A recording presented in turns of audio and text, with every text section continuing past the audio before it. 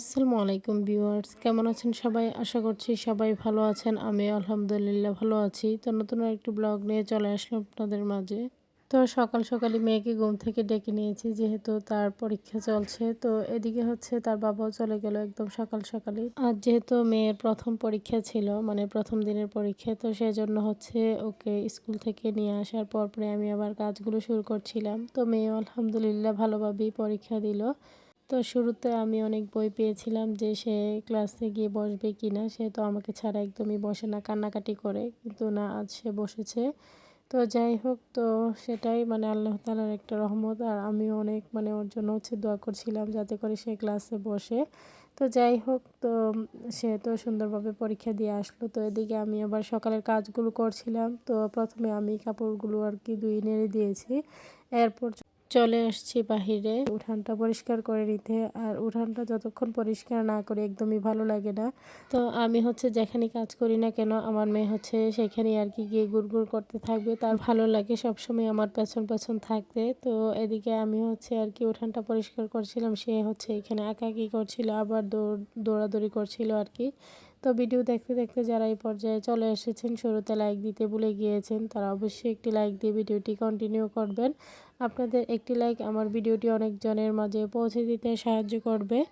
তো এদিকে আপনাদের সাথে কথা বলতে বলতে আমার কিন্তু উঠান ঝাড়ু দেওয়া প্রায় শেষের দিকে। তো সবাই দোয়া করবেন মেয়ের সামনের পরীক্ষাগুলো যেন আরও ভালোভাবে দিতে পারে। তো এইটুকু বয়সে সে যতটুকু সাহস নিয়ে দেয় তাতেই আলহামদুলিল্লাহ। তো এখানে হচ্ছে সে তার কাজিনের সাথে আর কি খেলছিল। তো ওরা দুইজন সবসময় আর কি উঠানেই আর কি দৌড়াদৌড়ি করবে একজন একজনের পেছনে। তো এরকমই তাদের কাটতে থাকে আর কি।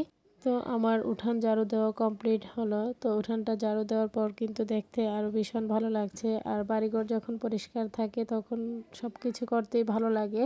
মানে পরিষ্কার পরিচ্ছন্ন থাকা তো দরকারই, তারপরও যখন পরিষ্কার থাকে তখন মনটাও শান্তি লাগে। তো এদিকে আবার চলে আসছিলাম সকালের নাস্তায়। এখানে হচ্ছে আমি এই তো রুটি সেঁকে নিতেছিলাম। তো আমার বড় যা হচ্ছে এখানে চালের রুটি বানিয়ে নিচ্ছিল। তো সেই রুটিগুলোই আর কি আমি হচ্ছে সেঁকে নিচ্ছিলাম। তো দুইজনে মিলেমিশেই কাজকর্মগুলো করলে তাড়াতাড়ি হয়ে যায়, সহজে হয়ে যায়। তো সেজন্য আমরা সবসময় চেষ্টা করি মিলেমিশে সবগুলো কাজ করার।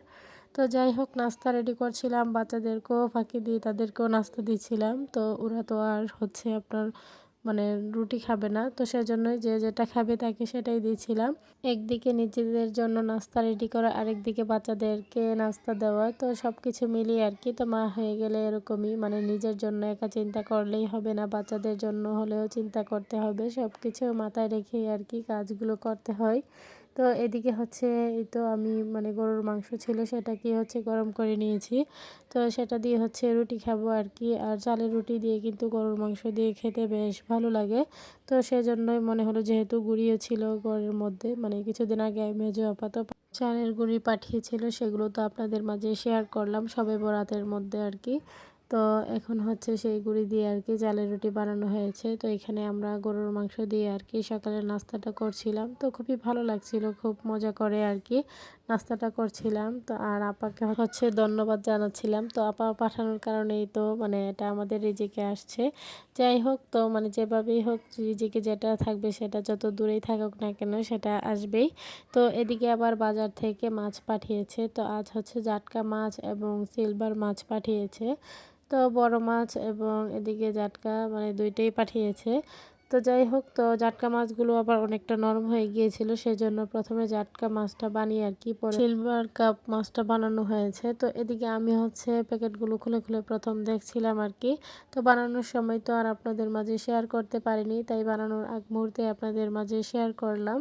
তো আমরা দুইজন মিলে আর কি মাছগুলো কেটে নিয়েছি। তো একদিন কষ্ট করে নিলে হয় কি, আবার দেখা যায় যে কি আমরা মানে সপ্তাহ 2 সপ্তাহের জন্য আবার রেস্টে থাকতে পারি মাছ কাটা থেকে। তো এদিকে এই সিমগুলো দীর্ঘদিন যাবতীয় ফ্রিজে ছিল, তো সেই জন্য এগুলো বের করে নিয়েছি। তো যতটুকু নেওয়া যায় নিব আর কি। আর এখানে মাছগুলো কাটার পর ধুয়ে নেওয়া হয়েছে। তো এখানে হচ্ছে রান্নার জন্য নিয়ে বাকিগুলো ফ্রিজে রাখা হবে। তো এই মাছে আবার ডিমও হয়েছিল।